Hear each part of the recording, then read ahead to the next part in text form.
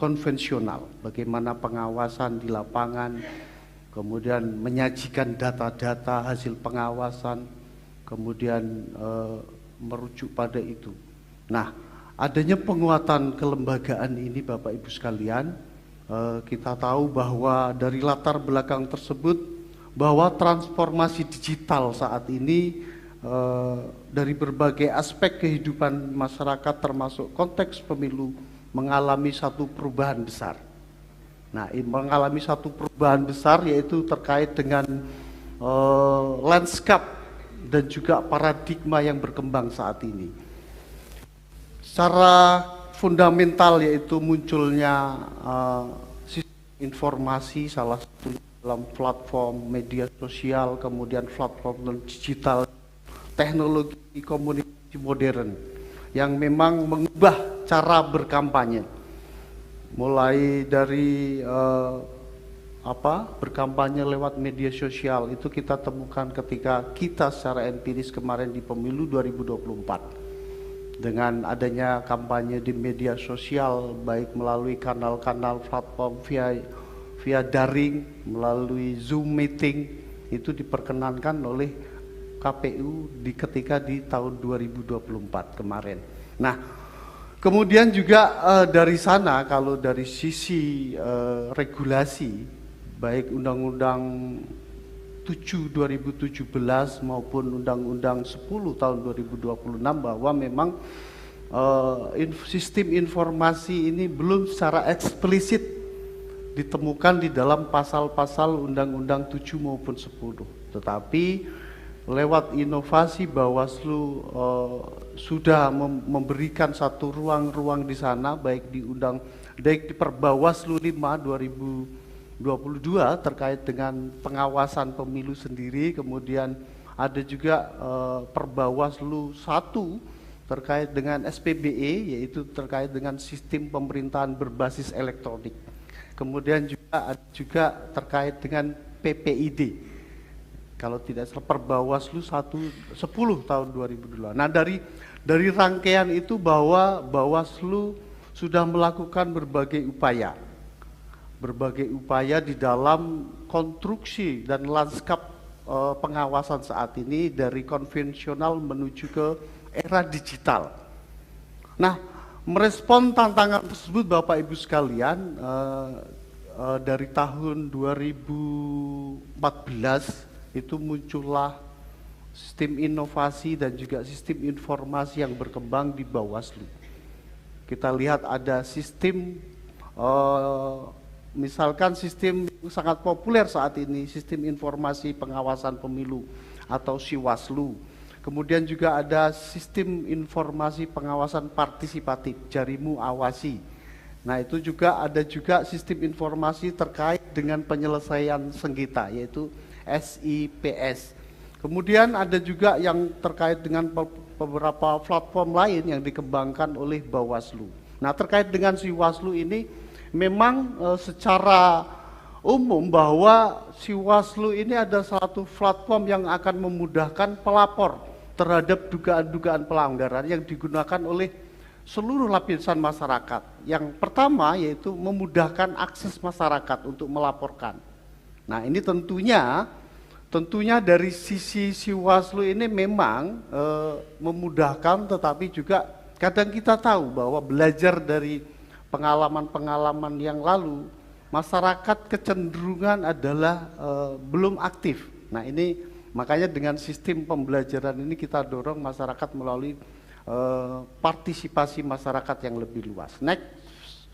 Kemudian Bapak Ibu sekalian, kalau kita bicara apa sih sistem informasi pengawasan pemilu yang kita gagas nanti menjadi suprastruktur barangkali, karena ini memang kita tahu bahwa akan banyak sumber daya, kemudian teknologi yang harus dikembangkan secara kontinu. Kita tahu bahwa saat ini akan terkait dengan big data. Nah, program big data inilah mungkin yang menjadi angan-angan kita semua agar memudahkan di dalam proses pencegahan, pengawasan maupun penindakan. Nah, Ada juga Internet of Things barangkali, ini yang lebih suprastruktur lagi yang perlu mungkin dari sisi anggaran, regulasi. Tadi saya sebutkan kalau regulasinya memungkinkan untuk itu. Karena akan equal ketika KPU membuat satu sistem informasi yang secara tahapan sudah memenuhi. Misalkan Silon, kemudian Silok, terus ada Sidakam untuk kampanye, kemudian juga ada beberapa yang lain, misalkan Sidana kampanye, Sidakam ya, itu yang tadi saya sebutkan. Nah itu artinya bisa berimbang antara sistem informasi yang dikembangkan oleh KPU dengan sistem informasi yang dikembangkan oleh Bawaslu, sehingga di dalam proses-proses kita mengawasi setiap tahapan itu bisa equal dan juga bisa berfungsi sebagai menemukan dugaan-dugaan pelanggaran di sana. Nah, Bapak Ibu sekalian yang saya hormati, apa sih sebetulnya kalau kita bicara terkait sistem informasi pengawasan pemilu, yaitu sebuah sistem yang terintegrasi yang melibatkan seluruh jajaran pengawas, yaitu di human-nya, kemudian bekerja sesuai dengan alur pengawasan, yaitu berupa satu proses, kemudian menggunakan aplikasi Siwaslu atau software, perangkat lunak, kemudian bisa digunakan melalui gawai atau laptop, kemudian perangkat keratnya di sana, untuk mengumpulkan dan mengolah temuan di lapangan, yaitu berupa data guna menghasilkan laporan dan analisis strategis di sana. Informasi pengetahuan untuk memastikan setiap tahapan pemilu sesuai dengan asas luber dan jurdil. Nah, dari sistem ini Bapak Ibu sekalian adanya beberapa komponen. Yang pertama yaitu human, sebagai ini salah satunya adalah dari pengawas TPS sampai tingkat Bawaslu pusat. Terus kemudian adanya proses yang bekerja, yaitu mulai dengan data-data analis hasil pengawasan, kemudian yang lain-lain. Nah, kemudian perangkat lunaknya bisa menggunakan sistem, karena ada beberapa sistem yang dikembangkan saat ini, yaitu ada Android dan juga perangkat-perangkat keras lainnya. Data itu bisa dianalisa sehingga menjadikan pengetahuan dan juga keputusan yang penting di dalam memutuskan suatu dugaan-dugaan baik dugaan pelanggaran, sengketa maupun yang lain. Nah, next, Bapak Ibu yang saya hormati, terkait dengan tujuan dan manfaat, ini kami rangkum ada 5, meskipun ada banyak sekali, yaitu bisa menjadi satu, peningkatan kecepatan dan efisiensi dalam pelaporan. Nah ini bayangkan ketika empiris ya, di Jawa Tengah kami meminta data hasil surat suara di tingkat TPS ke provinsi, itu membutuhkan waktu hampir seminggu. Nah dengan ini, dengan adanya sistem informasi dan teknologi ini bisa meningkatkan efisiensi, kecepatan di dalam pelaporan dalam jumlah hari dan juga menit. Nah yang kedua Bapak Ibu sekalian adanya standarisasi. Standarisasi yang sama di dalam proses pelaporan dan juga proses pengambilan data. Yang kemarin kalau kita lihat ada fragmentasi ya, baik data yang berserakan bisa hilang, karena nanti akan sangat berguna ketika kita memastikan bahwa C hasil yang banyak berserakan itu langsung adanya standarisasi. Kemudian yang ketiga, akuntabel dan transparan dalam pengawasan. Tentu dengan berbasis ini tidak bisa dilakukan upaya-upaya manipulatif. Keempat adalah evidence based, yaitu mendukung di dalam keputusan yang berbasis dengan bukti. Nah ini ketika kita kemarin lihat, kalau Bapak Ibu sekalian menyaksikan di Mahkamah Konstitusi, begitu luar biasanya bukti-bukti yang harus dikumpulkan mulai dari C hasil, D hasil, sampai dengan tingkat provinsi yang menjadi base itu. Terakhir barangkali ini sebagai juga fasilitasi di dalam masyarakat, di dalam pengawasan partisipatif. Nah, big data itu. Nah, Bapak Ibu sekalian, terakhir nanti inovasi-inovasi apa sih yang kami lakukan di Jawa Tengah? Silakan dengan Saudara Nurholik. Terima kasih Bapak Ibu sekalian. Saya mencoba meneruskan apa yang kemudian sudah disampaikan oleh Ketua Bawaslu Provinsi. Ada dua hal saya kira yang kemudian perlu kita ketengahkan di sini. Soal idealitas tadi disampaikan oleh Pak Ketua, bahwa ada upaya Bawaslu untuk menggeser sistem pengawasan secara konvensional dengan pemanfaatan dunia digital. Tapi dalam pengalaman empiris yang disampaikan, paling tidak yang kemudian dialami Bawaslu Jawa Tengah, saya kira juga termasuk juga oleh Bawaslu Provinsi dan Kabupaten Kota yang lain, infrastruktur sistem informasi ini kadang-kadang kurang memadai. Misalnya di Jawa Tengah ada 59.000 TPS pada saat kemarin pilkada, pada hari H pemanfaatan Siwaslu misalnya sebagai sebuah cita-cita luar biasa, tapi karena kredit yang luar biasa maka ada muncul problem-problem yang dihadapi di lapangan. Maka terhadap bolong-bolong yang tadi kami disampaikan oleh Pak Ketua, ada setidaknya beberapa inovasi yang coba kita lakukan di Jawa Tengah untuk memudahkan teman-teman di jajaran baik itu Bawaslu Kabupaten Kota, Panwaslu Kecamatan, sampai di tingkat TPS. Yang pertama adalah penyusunan roadmap kerawanan. Ini sebuah dokumen yang memang pada saat pemilu maupun pilkada kemarin kita susun bersama antara Bawaslu Provinsi dan Kabupaten Kota untuk mengidentifikasi kerawanan pada tahapan pemungutan dan penghitungan suara sampai dengan rekapitulasi. Apa yang kemudian disusun, ini kita identifikasi potensi masalah di setiap tahapan apa, regulasinya seperti apa, aktor yang berpotensi melanggar siapa, kalau terjadi pelanggaran, itu jenisnya pelanggaran apa, kemudian tindakan pengawas pemilu itu apa. Jadi dengan adanya roadmap ini bisa menjadi navigasi dan panduan bagi teman-teman jajaran, baik itu di tingkat kecamatan, desa maupun PTPS. Meskipun memang baru kita laksanakan pada saat tahapan pemungutan dan penghitungan suara, kita klaster masa pra pemungutan, masa rekap. Jadi kira-kira misalnya pada saat masa pra pemungutan ada potensi pelanggaran kampanye di luar jadwal. Ketentuan normanya seperti apa, siapa yang berpotensi melanggar, kalau itu melanggar jenis pelanggarannya apa, kemudian tindakan pengawas sebagai pencegahan itu apa. Itu salah satu roadmap yang kemudian kita susun. Kami sih berharap inovasi ini kemudian bisa ditransformasikan dalam sistem digital yang coba dikuatkan oleh Bawaslu ke depan. Jadi kira-kira teman-teman pengawas TPS tinggal buka aplikasi tersebut, di tahapan ini ada potensi pelanggaran apa, yang berpotensi melanggar siapa, ketentuan normanya apa, tindakan pengawas apa. Saya kira untuk penguatan itu saya kira menjadi cukup bagus. Kemudian yang kedua, Ibu Bapak sekalian, yang kami anggap sebagai sebuah inovasi, kesadaran di awal bahwa proses penyusunan keterangan Mahkamah Konstitusi, keterangan Bawaslu di Mahkamah Konstitusi itu butuh effort yang lebih. Kadang-kadang ada kebutuhan untuk menyajikan bukti atau evidence yang luar biasa. Misalnya, ada persoalan pemungutan dan penghitungan suara di sebuah TPS, kadang-kadang form A, kemudian catatan hasil pengawasan itu berserak. Maka sebelum pemungutan dan penghitungan suara, kami di Jawa Tengah menginstruksikan kepada seluruh jajaran untuk melakukan tata kelola dokumen. Jadi misalnya dari tingkat TPS itu sudah diidentifikasi dokumen apa yang kemudian harus disajikan sejak masa pra pemungutan sampai dengan rekapitulasi. Kemudian didigitalkan. Proses dan inovasi ini kemarin pada saat ada sengketa hasil kemudian di Mahkamah Konstitusi pada saat Pilpres, yang Jateng juga menjadi bagian juga yang didalilkan, kemudian pada saat pemilu maupun pilkada ini cukup mudah.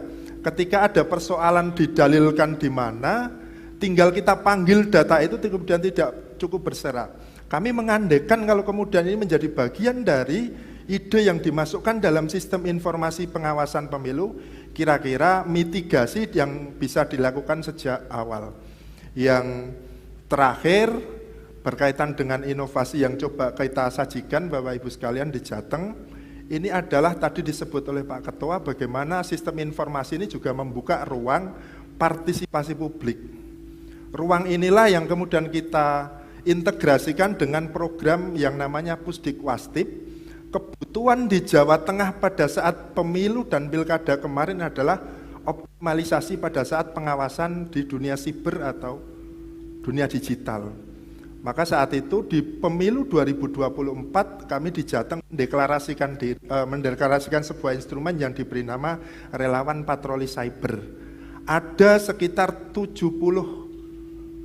pemilih milenial dari 35 kabupaten kota, masing-masing kabupaten kota ada 2, mereka kita didik soal langkah pengawasan, pencegahan, antisipasi hoax dan seterusnya, yang kemudian mereka bersinergi dengan Bawaslu Kabupaten Kota.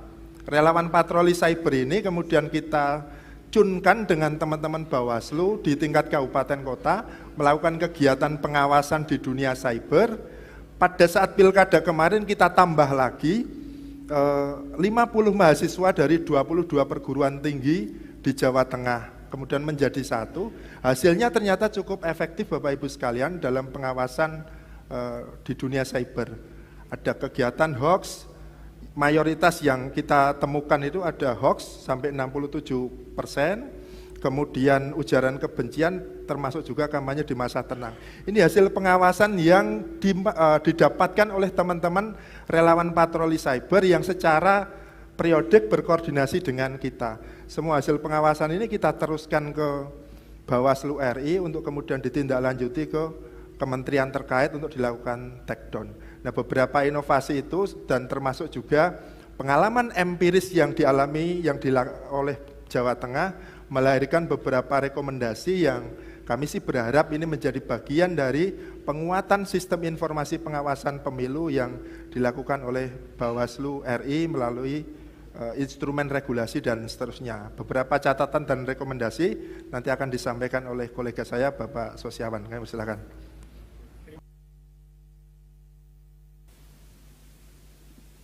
Tes.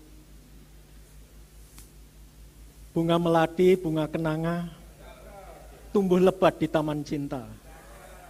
Selamat pagi teman-teman semua, semoga selalu sehat dan bahagia. Ke sungai Serayu menebar jala, terantuk batu, ikan pun lepas. Bawaslu harus merangkul semua untuk wujudkan pemilu yang berkualitas. Tugas saya tinggal menyampaikan rekomendasi bagaimana tentang masa depan sistem informasi pengawasan pemilu kita. Pada intinya, Bapak, Ibu, dan Saudara, kita tidak lagi bisa mengandalkan sistem pengawasan kita di era 5.0 mendatang dengan cara-cara yang konvensional, dengan cara-cara manual. Inilah saatnya kita bertransformasi menuju kepada kolaborasi yang harmonis. Kita harus mampu memadukan, bahkan memadu serasikan antara revolusi industri dengan kemampuan sumber daya manusia yang profesional, dan juga pada sisi lain upaya-upaya untuk memperkuat partisipasi publik itu menjadi satu kesatuan yang tidak boleh kita cederai untuk sistem pengawasan pemilu kita, sistem informasi pengawasan pemilu kita di masa depan. Ada 4 hal yang kami rekomendasikan. Yang pertama adalah peningkatan kualitas, kapasitas sumber daya manusia. Saya kira semaju apapun, secanggih apapun, ya, teknologi informasi yang nanti berkembang, tanpa diimbangi, ya, tanpa disertai, tanpa dikendalikan oleh SDM-SDM yang berkualitas, maka sesungguhnya kemajuan itu tidak membawa pengaruh apa-apa bagi masa depan sistem informasi pengawasan pemilu kita. Oleh karena itulah, kualitas kapasitas SDM ini menjadi kata kunci pertama yang ingin kami rekomendasikan, dan saya kira ini menyangkut berbagai aspek, ya. Peningkatan literasi digital yang bersifat lanjutan, juga kemampuan kita untuk melakukan proses-proses keamanan cyber, data analitik, juga dalam hal mengoperasikan, ya, seluruh instrumen yang mengoptimalkan sekaligus menjaga nilai-nilai etik. Mengapa nilai-nilai etik ini kami kedepankan? SDM yang profesional menurut hemat kami minimal ada 3 dimensi yang harus dia kuasai. Dia bukan saja memiliki knowledge, pengetahuan, bukan saja memiliki skill atau keterampilan, tetapi dimensi yang tidak kalah penting, yang ini sering kita lupakan adalah dimensi etik dan moral. Inilah pentingnya kita memahami bagaimana teknologi yang berkembang secara revolusioner di era 5.0 ini harus tetap memegang kunci kualitas kapasitas SDM di baliknya. 2 adalah kolaborasi multi pihak. Kita ini lembaga yang bersifat relasional. Kita tidak mungkin bekerja sendirian. Kita tetap membutuhkan, kita memerlukan partisipasi publik yang lebih luas. Ya, partisipasi yang bermakna. The meaningful participation bukan sekedar bagaimana mendorong publik menggunakan hak pilihnya, tetapi mereka adalah pemilih-pemilih yang cerdas sekaligus mampu melakukan pengawasan-pengawasan. Kolaborasi-kolaborasi inilah yang kita terus akan tingkatkan untuk masa depan pengawasan pemilu kita mendatang. Yang ketiga, pengembangan Bawaslu Super Apps. Ya, ini adalah sistem informasi yang akan kita aplikasikan di masa depan, ya, di mana satu sistem besar mencakup beberapa fitur, ya, di situ lengkap, karena namanya Super App, ya, ada fitur pelaporan pelanggaran, dashboard monitoring, analisis berbasis AI, ya, juga koordinasi antar lembaga, portal informasi publik, semua terintegrasikan. Ya, di dalam Bawaslu Super Apps yang terintegrasi ini. Yang terakhir, rekomendasi kami adalah penggunaan CCTV di TPS. Ini bukan sesuatu yang omon-omon, ya, karena Pak Amin pernah ketika menjadi Ketua Bawaslu Kota Semarang menerapkan ini. Ya, setiap TPS dengan bekerja sama dengan Kominfo, yaitu pernah memfasilitasi jaringannya sehingga sistem pengawasan ini akan langsung masif dan ini bisa menjadi bukti otentik atau scientific evidence jika terjadi sesuatu. Nah, ini penting pengawasan di TPS ini. Saya kira itu Bapak Ibu, maka kesimpulannya di era industri 5.0 pengawasan pemilu harus beradaptasi dengan kemajuan teknologi. Memadu serasikan antara kemajuan teknologi, antara kualitas sumber daya manusia yang profesional, dan upaya-upaya merangkul berbagai pihak supaya lebih berpartisipasi dalam pengawasan. Ini adalah kata kunci yang penting. Bagaimana sistem informasi pemilu kita di masa depan harus kita terapkan. Terakhir saya menutup dengan sebuah pantun. Di Uluwatu kerinduan terlepas, bertemu mantan cinta yang tak tuntas. Bawaslu harus tingkatkan kapasitas untuk wujudkan pemilu yang berkualitas. Terima kasih.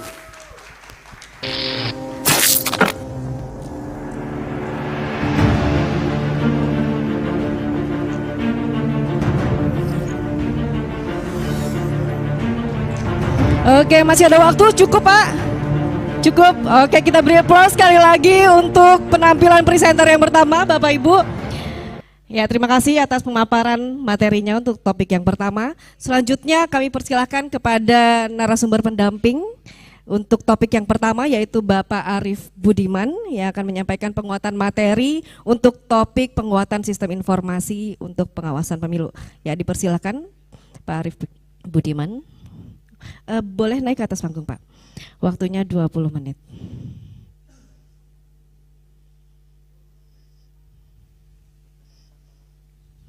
Ini aja. Tes. Cek, oke. Bismillahirrahmanirrahim. Assalamualaikum warahmatullahi wabarakatuh. Selamat pagi, salam sejahtera untuk kita semua. Yang saya hormati Bawaslu RI, mungkin kemarin sempat datang ya, Pak Herwin dan Pak Ketua ya, saya dengar kabarnya. Saya nggak bisa datang sejak 2 hari yang lalu, jadi datangnya baru tadi malam. Yang saya hormati para dewan juri atau tim penilai ini. Yang saya hormati teman-teman presenter dan teman-teman yang hadir semua di sini. Pak Alfitra, kolega saya, penyelenggara pemilu 2012-2017 ya Pak ya. 2017. Pertama komentar saya, presenternya lebih keren daripada jurinya. Oh, presenternya seragaman semua, jurinya nggak dikasih seragam. Gimana Bawaslu RI ini? Hah? Oh, masukkan ke panitia. Iya, ini setiap kali presenter datang, tampil, berganti, jurinya ini ya ini terus, duduk terus. Tapi nggak dikasih seragam, gimana ini? Luar biasa ya catatan dari teman-teman Bawaslu Jawa Tengah, apalagi tadi sudah membuat beberapa inovasi gitu ya. Tapi saya langsung buka, saya langsung cek ke webnya Bawaslu Jawa Tengah. Saya cari-cari mana data kerawanan, karena baru tahu paparannya sekarang mungkin nggak sempat lihat semua. Tapi saya mau memastikan itu ditampilkan di webnya ya, data kerawanan. Ada nggak? Udah dibuka nggak? Ada, maksudnya di webnya Jawa Tengah ada, Bawaslu Jawa Tengah. Karena saya buka, saya belum ketemu. Daripada saya mengatakan tidak ada, tapi saya buka, belum ketemu. Yang kedua, tata kelola dokumen hasil pengawasan. Saya buka-buka, saya menemukan di situ ada data, Suryakanta data. Ada ya, bukunya. Ya, ditampilkan dalam bentuk buku. Saya lihat itu ada 127 halaman. Baru nanti saya komentari, tapi itu ada datanya yang itu. Yang ketiga, relawan patroli cyber Bawaslu Jateng. Ini bagian dari supaya publik mau berpartisipasi ya. Ini sinkron dengan aplikasinya Bawaslu RI yang Gowaslu atau yang Siwaslu. Yang Gowaslu ya, yang publik itu kan yang Gowaslu itu ya. Cuma saya lihat juga laporan-laporan publik saya belum ketemu. Laporan publik yang disampaikan itu ditampilkan enggak? Belum ya, oke. Maksud saya gini, sistem informasi itu kan memudahkan seluruh stakeholder pemilu untuk mendapatkan informasi. Jadi prinsipnya itu, karena makin banyak informasi bisa diakses oleh stakeholder pemilu, maka trust, public trust itu juga akan meningkat. Salah satu kunci penyelenggaraan pemilu yang baik itu adalah tingkat kepercayaan publik yang tinggi. Karena kalau publik sudah nggak percaya, sudahlah, KPU mau melakukan apapun, Bawaslu mau melakukan apapun, pokoknya buruk. Itu karena tidak ada kepercayaan.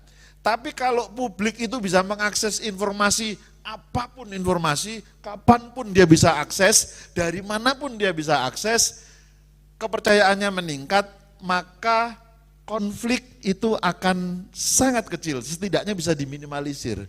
Tapi kalau kepercayaan itu kurang, dikit-dikit konflik Pak. Konflik antara peserta pemilu dengan penyelenggara pemilu, konflik antara penyelenggara pemilu dengan penyelenggara pemilu, konflik dengan pemilih, itu akan muncul. Saya ketika mendengar cerita ya, bahwa saya bersyukur, bukan jarang-jarang sih, selama saya pensiun dari KPU itu, seingat saya sekali aja saya diundang jadi pembicara di KPU. Jadi lebih banyak diundang di KPP sama Bawaslu. Gitu. Nah ketika saya Pak Afan senyum-senyum, jangan-jangan ini diperintah Pak Afan untuk ngundang saya. Nah ketika saya tanya sama teman-teman Bawaslu, gimana? Kok Bawaslu bisa nggak ngerti? Ada ini, ada itu, segala macam. Lah gimana saya tahu Pak? Saya cuma dikasih lihat. Sudah dilihat, lalu ditutup. Lah saya bilang gimana KPU ini? Masa Bawaslu dikasih kesempatan lihat berapa lama? Viewer saja gitu, shred gitu. Gimana itu? Nah itu sudah muncul ketidakpercayaan. Atau setidaknya kepercayaannya terhadap KPU akan sangat rendah. Nah itu nggak boleh. Awal dari konflik itu adalah soal trust. Trust itu bisa dibangun dengan transparansi. Nah saya dulu seringkali menyampaikan ke teman-teman saya begini. Penyelenggara 1 miliar lembar. Saya ingin tahu KPU nyetak kotak suara berapa banyak ya. Klik, oh diproduksi 800.000 kotak suara. Selesai. Dan zaman saya dulu, seingat saya, itu kami tampilkan. Tadi disebut oleh teman-teman Jawa Tengah ada yang namanya silok. Jadi mulailah membangun teknologi informasi itu dari internal dulu. Jadi yang pertama, cek dulu apakah penggunaan sistem teknologi informasi di Bawaslu itu sudah memudahkan stakeholder pemilu untuk tahu tentang pemilu, tentang pengawasan pemilu. Siapa stakeholder pemilu itu? Yang paling penting itu setidaknya 3. 1, penyelenggara pemilu. Gimana kalau anak buah Anda aja lihat nyari-nyari data pengawasan susah, mau lapor susah. Nah itu nggak boleh. Yang kedua, pertama penyelenggara pemilu, itu termasuk KPU juga ya, KPU dan DKPP. Yang kedua, peserta pemilu. Partai politik ini bolak-balik disemprit aja sama Bawaslu. Tapi dia mau nyari nih, di mana sih sebetulnya regulasinya tentang sempritan tadi. Itu nggak ketemu-ketemu, nah itu nggak boleh. Jadi penyelenggara pemilu, peserta pemilu, yang ketiga pemilih. Pemilih misalnya tidak dilayani dengan baik oleh KPU, dia mau lapor susah banget. Nah itu nggak bagus.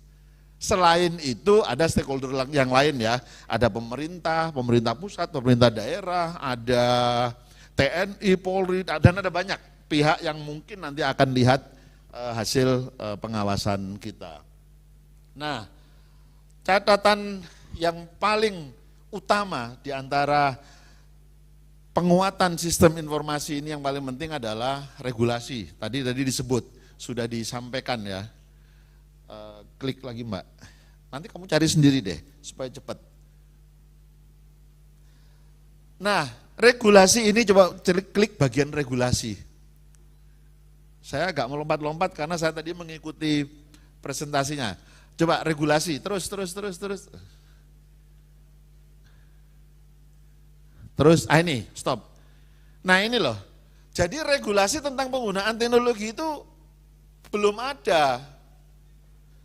Hanya di dalam pilkada itu disebut dapat menggunakan bantuan teknologi informasi.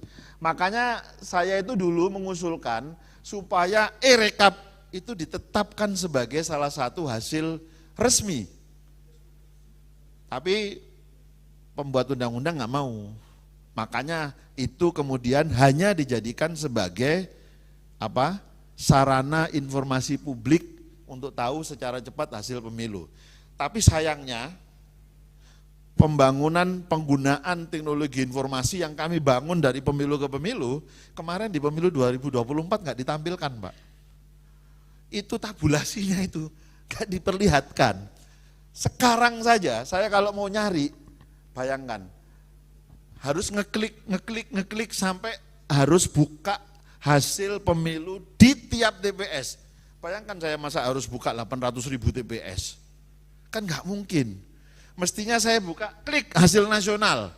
Klik itu tersebar di sekian provinsi. Klik. Nah itu kita mudahkan itu.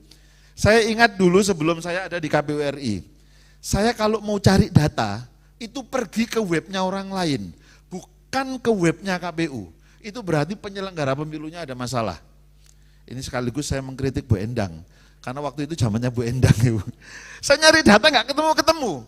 Bayangkan saya kalau nyari data kemana? Ke webnya Cetro, saya masih ingat itu. Ke webnya Perludem, ke webnya iFash, Idea.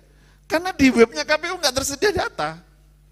Dan ketika saya ada di KPU RI, pertanyaan Komisi 2 kepada kami itu paling sederhana, dia bilang gini, KPU, kamu minta tambahan anggaran terus, tapi nggak pernah bisa memberikan kita data hasil pemilu. Coba saya mau tahu hasil pemilu dari tiap TPS, KPU-nya geleng-geleng terus. Nah, pemilu 2014 kami bisa menyediakan data itu secara digital meskipun belum 100%. Saya ingat waktu itu datanya sekitar 82%. Tapi 2019 itu sudah 99,8%. Memang belum 100% gitu loh. Tapi kami bisa sediakan data itu secara digital. Nah, hari ini pemilu 2024 saya klik lagi, Mas. Loh, datanya di mana? Datanya nggak ada. Termasuk data, mohon maaf nih, dulu itu 2014-2019 orang daftar, maksud saya partai politik peserta pemilu, silon, calon gitu ya, itu datanya kami tampilkan semua. Bahkan dulu itu ditentang, nggak bisa, nggak mau nampilkan. Oh nggak apa-apa, karena regulasi memang tidak mewajibkan itu. Kami bikin formulir, siapa yang mau menampilkan, siapa yang tidak. Akhirnya yang menampilkan partai ABCD, yang tidak partai ini, kami publikasikan. Begitu kami publikasikan, yang tadinya nggak mau ditampilkan, itu datang berbondong-bondong KPU mengganti formulirnya. Kami siap ditampilkan. Akhirnya semua ditampilkan. Hari ini nggak ada. Nggak ada, belum ketemu. Saya cari lagi belum ketemu, Pak. Saya nggak tahu ada di mana ya. Mudah-mudahan ada lah. Nah, kemudian yang kedua selain regulasi SDM, tadi juga sudah ditulis. Coba bagian Mbak. Ada SDM ya, jadi SDM. Nah, kemudian betul tadi disimpulkan pengawasan masih manual, itu lambat dan lama. Saya waktu itu berbincang dengan komisionernya Bawaslu RI. Kenapa kok Siwaslu itu tidak ditampilkan? Karena itu kan laporan internal, diolah secara internal, tidak ditampilkan. Menurut saya, ini pandangan saya nih ya, yang belum pernah jadi Bawaslu. Kayaknya 2029 daftar Bawaslu nih.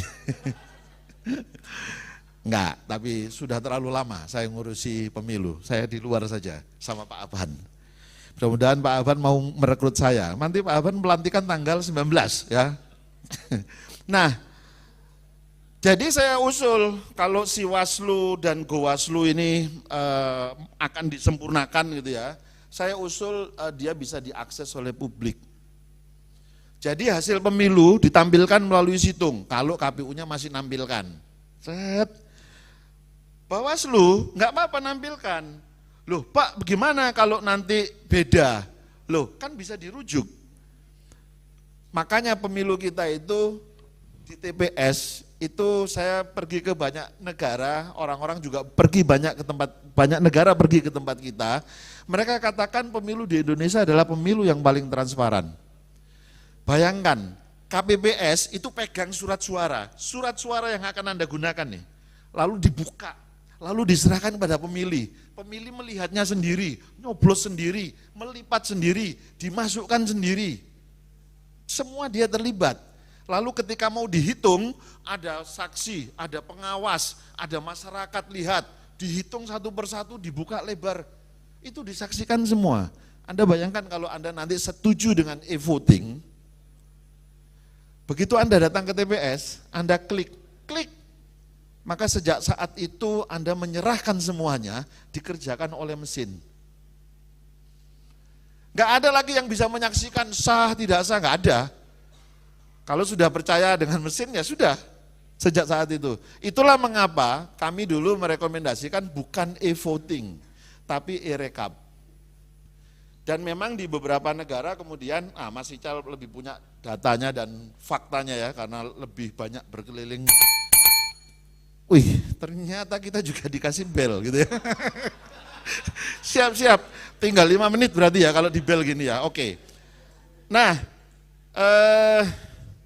langsung lupa saya. Ya e-rekap. Jadi kami merekomendasikan e-rekap. Kemudian penggunaan media sosial untuk kampanye. Nah, pengawasan juga sudah mulai harus dipikirkan strateginya, gimana mengawasi media sosial, karena dulu kami sempat kerepotan. Saya ingat zamannya Pak Afan itu TV protes semua karena sama Pak Afan termasuk zaman kita ya, dulu di stop karena sudah nyiarkan berita sebelum dimulainya masa kampanye. Beritanya cenderung nuansanya kampanye gitu. Kalau nggak salah Pak Daniel dulu didatangi pimpinan televisi itu sampean. Kemudian ya partisipasi masyarakat, ini yang paling penting nih, penyediaan data yang cepat, transparan, dan datanya terstandar sesuai dengan kondisi faktualnya. Nah mudah-mudahan relasi KPU, Bawaslu, DKPP dalam penggunaan teknologi informasi ini bisa seiring. Saya membayangkan nanti saya akan tahu apapun tentang pemilu itu cukup dari rumah saja. Hasil pemilunya, pengawasan pemilunya, termasuk nanti ketika ditetapkan tengah malam, ya nggak apa-apa. Saya tengah malam bisa memantau dari rumah gitu loh. Jadi itu bukan Mas Aban, bukan direkayasa supaya malam-malam itu sama dengan maling, karena maling aksinya malam-malam katanya. Aduh sakit sekali kita kalau digitukan ya. Tapi nggak apa-apa, seingat saya 2 kali periode pemilu 2015 dan 2019 itu netapkannya malam-malam semua. 3 pemilu netapkannya malam-malam semua. Karena memang biasanya selesainya malam. Papua mana? Papua tuh. Setiap kali, pasti selesainya di KPU RI itu biasanya yang terakhir Papua, dan itu tengah malam. Dan kita nggak mungkin nunggu keesokan harinya, karena setelah itu langsung kita tetapkan. Terima kasih sudah diberi kesempatan, mohon maaf kalau ada kata-kata yang kurang pas dan tidak berkenan. Sukses untuk para presenter semua. Assalamualaikum warahmatullahi wabarakatuh. Ya, waalaikumsalam warahmatullahi wabarakatuh. Terima kasih Bapak Arief Budiman atas penguatan materinya yang telah diberikan. Oke Pak. Ya baik Bapak Ibu, selanjutnya kita buka sesi tanggapan untuk Bawaslu Provinsi peserta terlebih dahulu, waktunya 10 menit. Apakah ada yang ingin memberikan tanggapan? Ya silakan Ibu. Ya oke, boleh dibantu mic-nya Mas. Ibu ini dulu. Ya.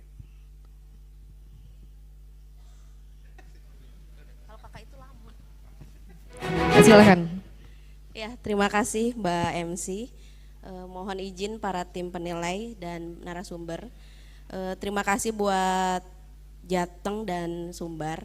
Mungkin pertanyaan pertama saya tujukan ke Jateng. Tadi disampaikan inovasi Jateng ada 3 ya. Salah satunya ada roadmap. Yang ingin saya tanyakan, roadmap yang dibuat oleh Jateng ini apakah tidak tumpang tindih dengan kerja PTPS dan Siwaslu? Pada saat Siwaslu, karena kan PTPS itu di hari-hari akhir itu harus mengisi Siwaslu dengan banyak data ya. Apakah itu tidak tumpang tindih dan beban kerjanya makin banyak? Kemudian outputnya seperti apa? Yang kedua, adanya tata kelola dokumen yang dibuat oleh Jateng juga dalam bentuk digitalnya seperti apa? Apakah ini memang bentuk aplikasi yang seperti dibuat oleh Jatim, rumah data, atau memang hanya pembuatan dokumen-dokumen aja yang disimpan dalam drive? Ya, terima kasih. Assalamualaikum warahmatullahi wabarakatuh. Saya pertanyaan atau mungkin masukan khusus untuk tema penguatan sistem informasi bagi pengawas pemilu. Yang pertama, saya berbicara secara umum saja. Ini kita ada kendala sebetulnya, penggunaan sistem informasi ini bagus, tetapi ternyata kita juga masih ada masalah di TPS. Yang pertama, ini soal kualitas SDM kita. Jadi kita butuh peningkatan SDM terutama di penyelenggaraan ad hoc. Karena kenapa? Kendala kita selama ini pelatihan penggunaan aplikasi itu selalu mepet pada saat distribusi logistik. Itu sudah mepet-mepet. Kemudian yang kedua, biasanya yang fokus dilatih itu hanya ada operator, sehingga operator ini juga ada kesulitan di dalam memberikan pelatihan karena ini harus langsung praktek Pak. Karena SDM kita itu kadang-kadang masih ada yang gaptek di ad hoc kita. Jangan ad hoc, di kecamatan pun kadang-kadang juga masih ada yang terkendala seperti itu, belum lancar menggunakan. Kemudian ada kendala lain, signal di tempat di TPS. Kemudian yang terakhir, ini kadang-kadang penggunaan aplikasi yang sudah harus mengisi aplikasi itu justru mengganggu fokus pengawas TPS kita di dalam TPS. Di satu sisi dia harus mengisi aplikasi, sementara di sisi lain semua kejadian yang ada di dalam TPS itu tidak boleh terlewatkan, harus dicatat dalam formulir, sehingga waktu penggunaan aplikasi ini mungkin harus diatur supaya tidak mengganggu fokus pengawasan jajaran kita di TPS, karena jangan sampai gara-gara dia terganggu jaringan dia harus fokus mengisi aplikasi, ada yang lewat, ada pelanggaran, dugaan pelanggaran yang tidak bisa dicegah di TPS. Terima kasih. Assalamualaikum warahmatullahi wabarakatuh. Ya, waalaikumsalam warahmatullahi wabarakatuh. Masih ada sisa waktu, masih ada Bawaslu Provinsi peserta yang ingin memberikan tanggapan. Ya, silakan Pak, mohon dibantu mic-nya. Ya, silakan berdiri Bapak. Ya, terima kasih. Saya Andreas dari Bawaslu Provinsi Sulawesi Selatan. Ini materi yang dibawakan oleh teman-teman dari Jawa Tengah ya. Mungkin hampir mirip yang akan dibawakan oleh Sulsel nanti. Terkait dengan sistem informasi.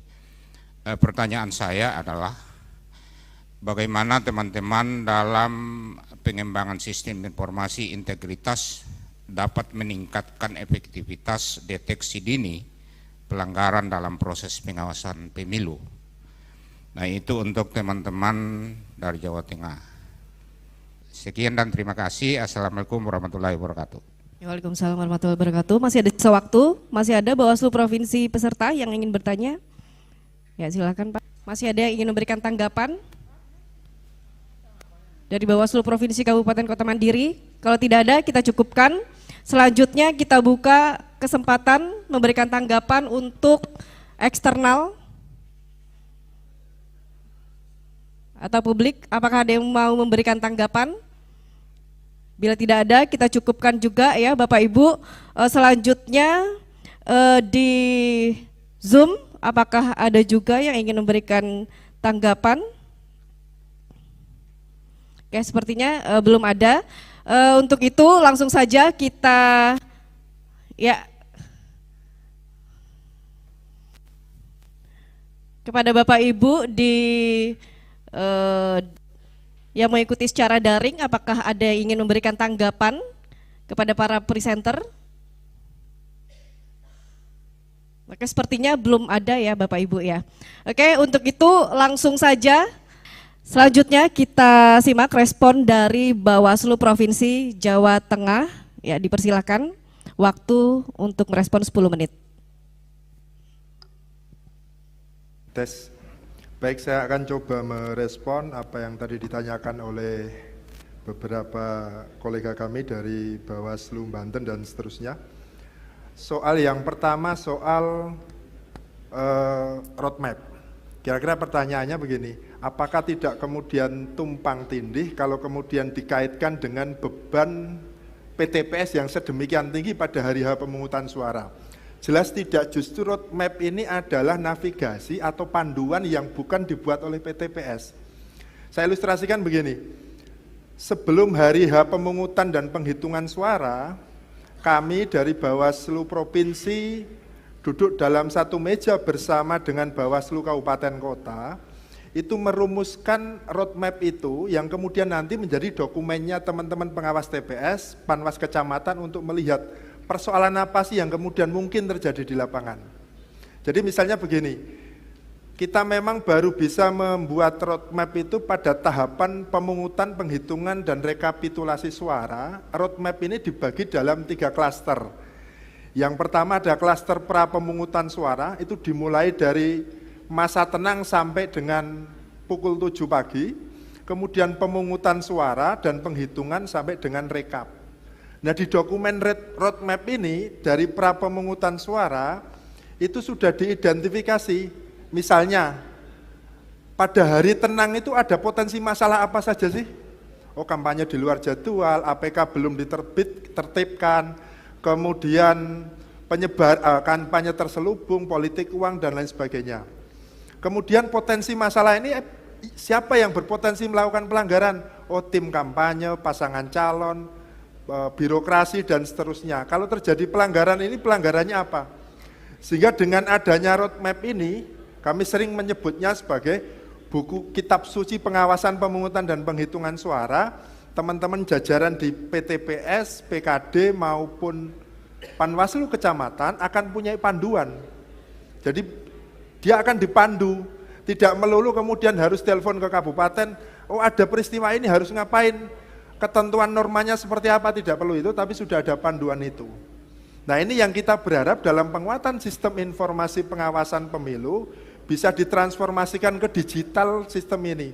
Karena faktanya pada saat pemungutan dan penghitungan suara, roadmap yang kita susun kemarin cukup diadoptasi oleh Bawaslu RI kemudian menjadi lampiran surat edaran 50 kalau tidak keliru untuk panduan pemungutan dan penghitungan suara. Kami di Jateng mengandaikan kalau kemudian roadmap ini bisa disusun untuk semua tahapan. Oh pada tahapan pencalonan ada potensi masalah apa, aktornya siapa, ketentuannya bagaimana, kemudian kalau terjadi pelanggarannya apa. Demikian juga misalnya pada tahapan kampanye. Kalau dengan demikian bisa terintegrasi dalam satu sistem informasi, saya kira akan jauh lebih mudah bagi teman-teman yang ada di lapangan untuk menerjemahkan atau memberikan advice terhadap persoalan-persoalan yang terjadi. Bahwa kemudian peristiwa di lapangan ada trouble Siwaslu dan lain sebagainya, saya kira tidak perlu saya ceritakan panjang lebar. Sebagai sebuah sistem informasi, saya kira itu bagian dari penyempurnaan. Salah satu rekomendasi yang saya kira penting memang untuk Siwaslu barangkali ke depan ini PTPS tidak terlalu diberikan beban pertanyaan yang sedemikian banyak. Dicukupkan, disederhanakan, disimplifikasi dalam satu beberapa hal yang saya kira penting untuk diketahui secara cepat oleh RI. Kalau selama ini kan, mohon maaf, TPS belum yang dibuka setelah pukul 7 berapa sampai sekian banyak pertanyaan sehingga teman-teman PTPS ini kerjaannya lari ke sana kemari nyari sinyal ya. Ini yang jadi problem yang saya kira menjadi bagian dari penyempurnaan dalam transformasi digital. Kemudian soal tata kelola dokumen, apakah ini dibuatkan aplikasi secara khusus? Tidak di Jateng, karena memang begini, saya kira untuk pembuatan aplikasi khusus makanya tadi sinkron dengan rekomendasi kami agar dibuatkan dalam Bawaslu Apps sebagai kewenangannya RI, tapi ada kebutuhan untuk mengklasifikasi dokumen sejak awal, dasarnya adalah terutama pada saat ada persoalan di hilirnya.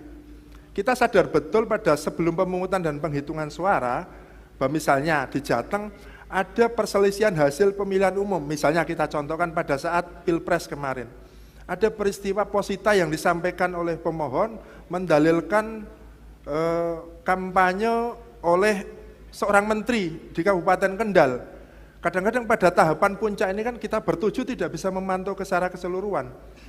Tiba-tiba muncul itu. Kalau kemudian dokumen laporan hasil pengawasan, pencegahan, penindakan dan seterusnya tidak diklasifikasikan sejak awal, kita pada saat penyusunan keterangan tertulis di MK saya kira nanti akan gelagapan. Maka tadi sejalan dengan yang kita rekomendasikan akan menjadi lebih baik, afdol dan maslahat kalau kemudian tata kelola dokumen ini menjadi bagian dari yang dipikirkan oleh RI, sehingga sejak awal tindakan-tindakan pengawas pemilu dari aspek pencegahan, penindakan dan seterusnya itu bisa didokumentasikan secara digital, sehingga jika diperlukan dipanggil untuk kemudian butuh eviden pembuktian pada perselisihan hasil DMK, sengketa proses maupun penanganan pelanggaran administratif, saya kira akan jauh lebih mudah. Soal kemudian SDM dan seterusnya nanti bisa disampaikan oleh kolega kami yang lain. Yang soal peningkatan kualitas atau deteksi dini, saya kira merespon apa yang ditanyakan dari sahabat Sulsel tadi. Ya kalau roadmap menurut kami, kalau roadmap ini kemudian ditransformasikan sebagai sebuah sistem informasi digital, saya kira itu ya akan semakin meningkatkan deteksi dini dari teman-teman. Kita tidak perlu kemudian akan mempermudah ya. Di tahapan kampanye ada potensi masalah apa aja sih? Aktornya siapa aja, pengaturannya seperti apa, itu bisa diakses langsung mungkin di sistem informasi yang dikembangkan. Sedikit merespon tadi apa yang disampaikan oleh narasumber Pak Arief, apakah semuanya itu sudah ada dalam informasi yang disajikan di Bawaslu Jateng? Ada di PPID yang ada, PPID kami. baik itu peta kerawanan, kemudian roadmap dan seterusnya. Tapi memang karena memang batasan kewenangan kami hanya sampai pengumuman pada di sistem informasi. Kita sangat terbuka. Terakhir mungkin kita Jateng dapat anugerah Tinarbuga ya dari KI Pusat, itu sebagai komitmen kami untuk selalu terbuka kepada publik. Saya kira dari saya itu mungkin nanti ditambahkan oleh Pak Sos sama Pak Ketua. Matur suwun. Testing. Iya, menambahkan dari apa yang disampaikan Pak Kolik, saya meng-highlight dari berbagai pertanyaan menjadi 3 hal. Yang pertama bahwa pengelolaan teknologi informasi, komunikasi termasuk di dalamnya bagaimana mengelola data, menyampaikan ke publik, itu adalah pilihan-pilihan setiap kita.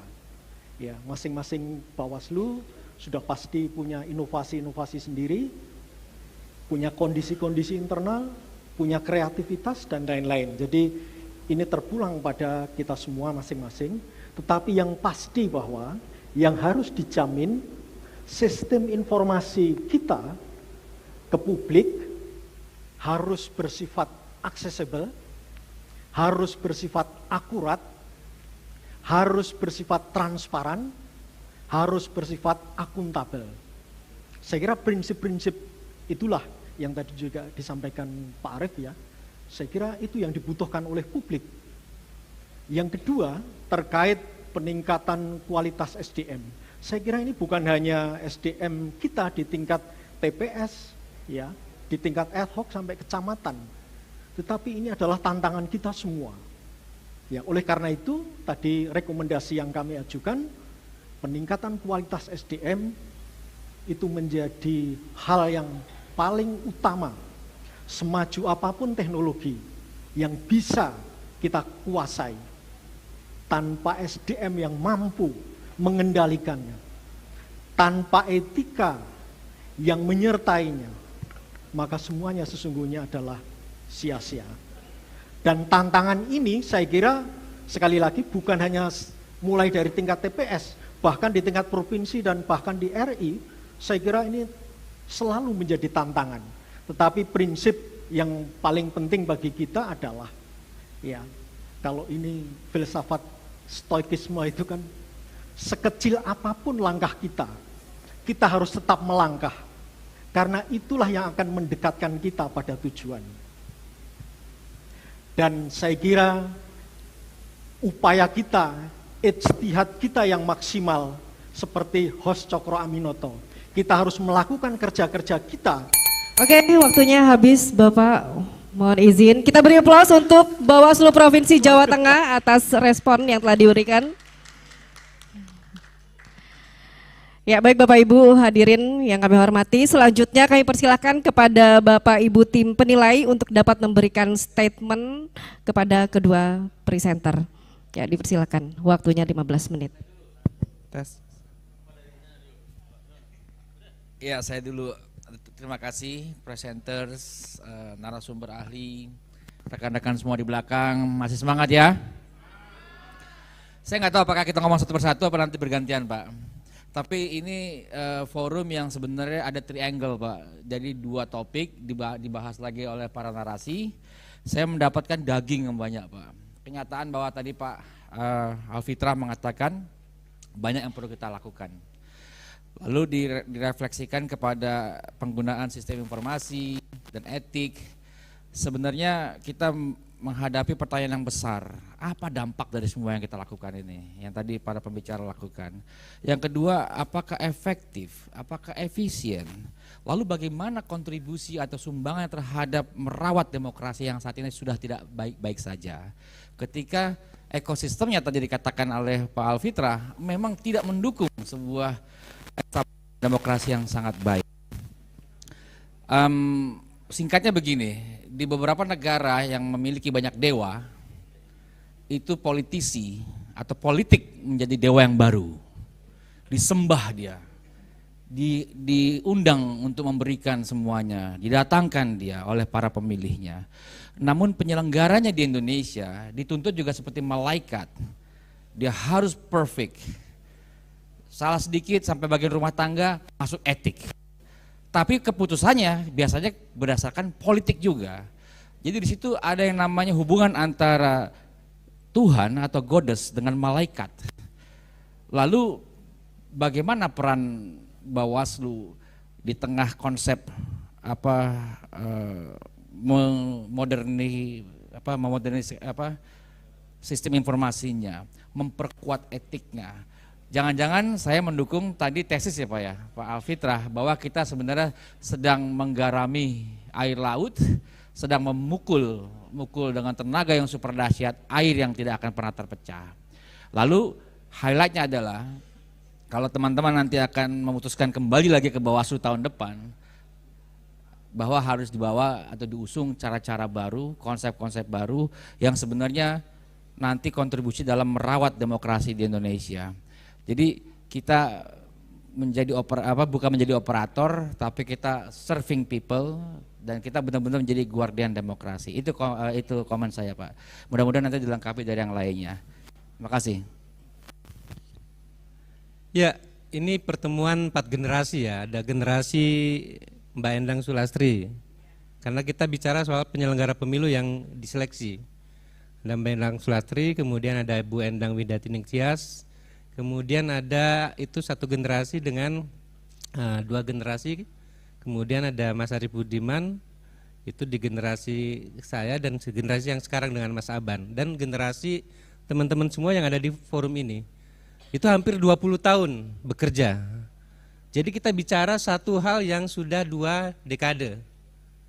Makanya dari forum yang ada di sini saya berharap kita ngambilin dagingnya. Karena kalau tulangnya itu udah di luar, tulangnya itu direbutin sama buzzer sama macam-macam. Kalau nggak dapat daging di sini, saya juga udah bosan hampir 2 hari pengen pulang ini, kira-kira gitu. Saya kira itu. Terima kasih.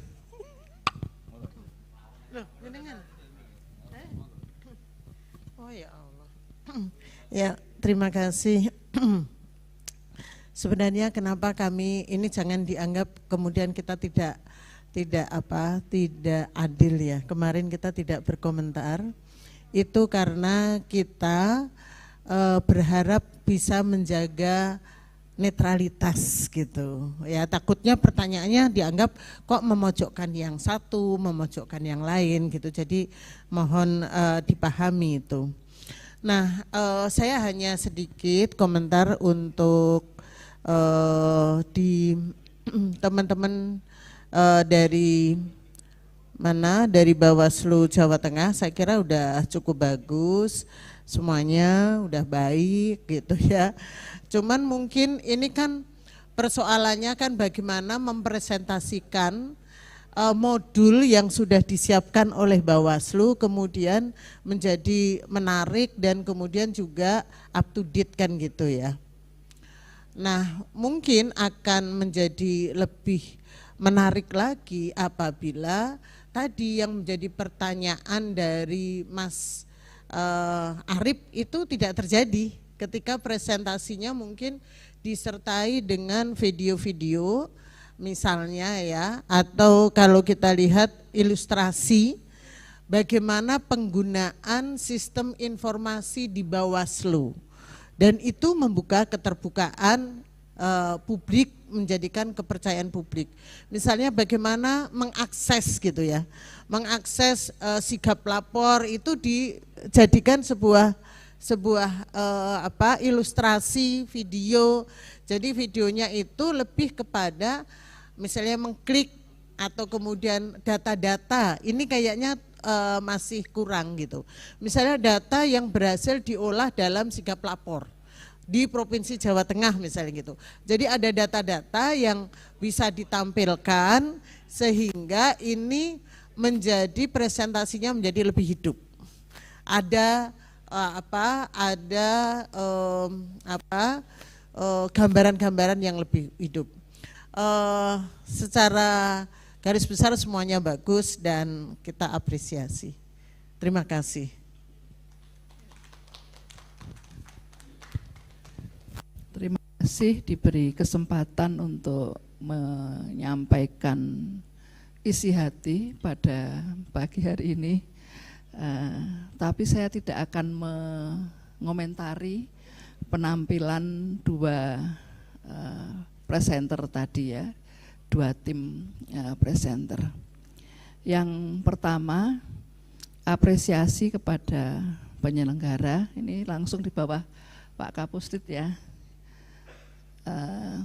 atas ide untuk bisa bahasanya membumikan ya, membumikan hal-hal yang tampak sulit itu bisa mudah dipahami, tidak hanya bagi penyelenggara atau khususnya pengawas pemilu, tetapi juga bagi masyarakat pada umumnya.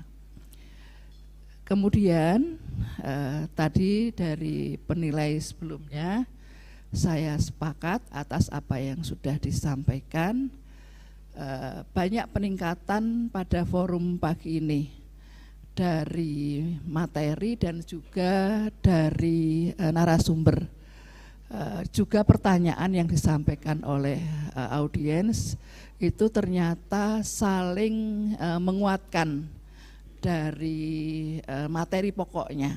Nah, nanti harapannya dari acara ini tentu selain harus dilakukan evaluasi, nanti tugas Bawaslu itu bisa mengolah hasil ini agar bisa menjadi bahan pelajaran. Nah, ini kan karena kita kan temanya untuk membelajarkan ya.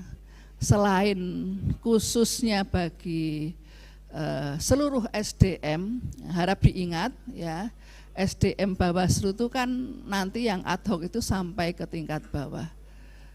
Saya ingat dulu pernah ya, mungkin istilahnya spill ya, bagaimana caranya agar ketika orang awam itu tidak perlu buka buku ketika dia melihat tadi istilahnya Pak Arief itu klik itu dia bisa tahu, oh ternyata apa toh yang bisa saya lakukan sebagai masyarakat awam untuk bisa berpartisipasi dalam melakukan pengawasan proses pemilu.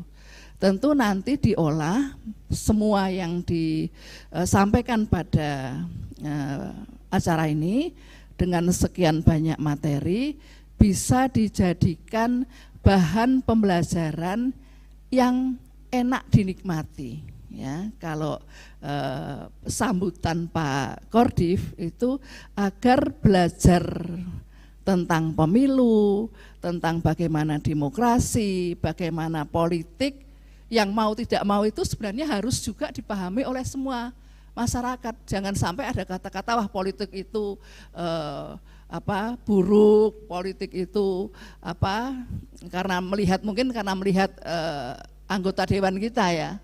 Politik itu kok menakutkan ya, tidak menyenangkan, adanya hanya wani piro ya, siapa yang berani bayar itu yang berkuasa, yang punya kewenangan itu yang selalu bisa menentukan. Nah itu bagaimana caranya nanti masyarakat itu bisa menyenangkan ya, belajar untuk mengetahui proses-proses politik yang juga itu harus melalui pemilu, sehingga tadi apa yang disampaikan Pak Alfitra itu bisa ada korelasi ya, karena memang demokrasi kita selama ini tidak ada peningkatan kalau dibandingkan dengan pemilu 55. Lah kalau ini bisa diolah sedemikian, itu tugas yang tidak ringan Pak Kapusdit ya. Jadi apa yang disampaikan teman-teman di seluruh Indonesia itu nanti bisa diolah menjadi pengalaman yang baik, dan kemudian nanti bisa dijadikan acuan atau program kegiatan nanti yang baik-baik itu best practice-nya bisa diterapkan di seluruh Indonesia. Ya, jadi sehingga teman-teman tidak kebingungan lagi, oh untuk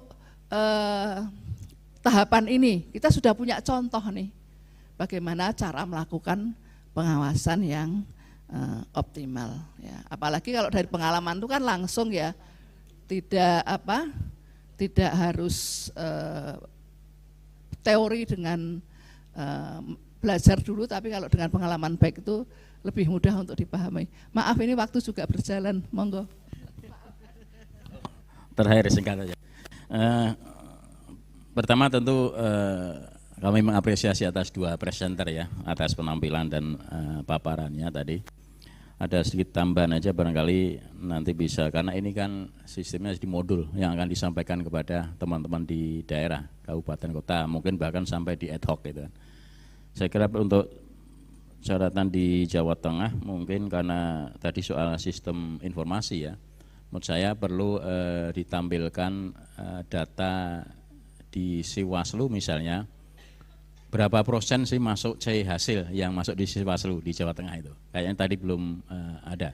Itu saya kira perlu itu. Itu bisa menjadi pembelajaran dan bisa menjadi stressing teman-teman kabupaten nanti sejauh mana tingkat untuk mengupload data C hasil. Saya kira itu penting ya. Tadi mesti Pak Arief sampaikan biar masyarakat bisa lebih tahu ya, C hasil itu berapa yang masuk di Jawa Tengah itu. Kemudian yang kedua untuk teman di Sumbar, karena soal etika, tadi sudah disampaikan data-data yang kabupaten kota. Tetapi saya kira masih perlu juga tambahan untuk data pelanggaran yang jajaran ad hoc.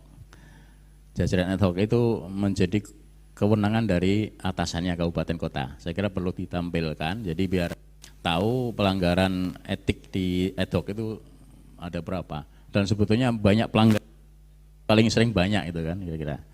Itu. Saya kira itu, terima kasih. Apresiasi untuk dua-duanya, semangat. Ya, kita beri aplaus, terima kasih kepada tim penilai atas statement yang telah diberikan.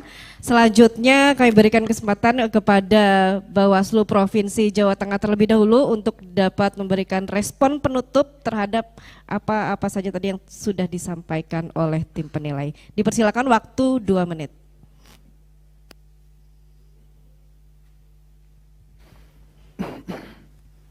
Baik, Assalamualaikum warahmatullahi wabarakatuh. Kami utusan dari Jawa Tengah terkait tadi penguatan formasi pengawasan pemilu. Tadi yang terhormat Pak Alfitra dan juga Pak Arief dan juga semua tim penilai dan juga Bapak Ibu kawan-kawan semua yang tadi sudah memberikan input masukan buat kami. Dan juga terkait dengan hal besar cita-cita kita semua tentunya terkait apa yang disampaikan oleh yang terhormat Pak Alfitra. Memang itu kita cita-citanya seperti itu, tetapi memang kembali lagi pada persoalan sistem, Pak. Tadi kalau kita lihat bahwa sistem memang belum berbaik hati kepada kita semuanya, karena dari proses awal tadi memang seakan-akan kita menelusuri kedalaman palung, kalau enggak palung Mariana ya, yang saya dalam betul ini memang ruang kita di sana. Tetapi itu sebagai satu cambuk bagi kita semuanya. Terkait dari penilai, matur suwun sangat tadi masukan yang luar biasa, karena memang dari sistem pembelajaran ini harapannya kita semua dapat input dan juga masukan. Terakhir barangkali ini untuk melengkapi dari apa yang disampaikan, memang satu lembaga seperti Bawaslu terutama bagi kami memang tadi menjalankan apa yang satu dari sistem regulasi kemudian dari sisi kebijakan. Nah artinya ke depan barangkali betul apa yang disampaikan oleh Pak Ical, barangkali kita harus juga memberikan konsep-konsep baru, terutama pada sistem pencegahan, sistem pengawasan, kemudian dan sistem penindakan. Nah memang tadi dari sisi regulasi juga jelas bahwa memang. Oke Bapak Ibu, kita beri aplaus untuk Bawaslu Provinsi Jawa Tengah atas respon yang telah diberikan.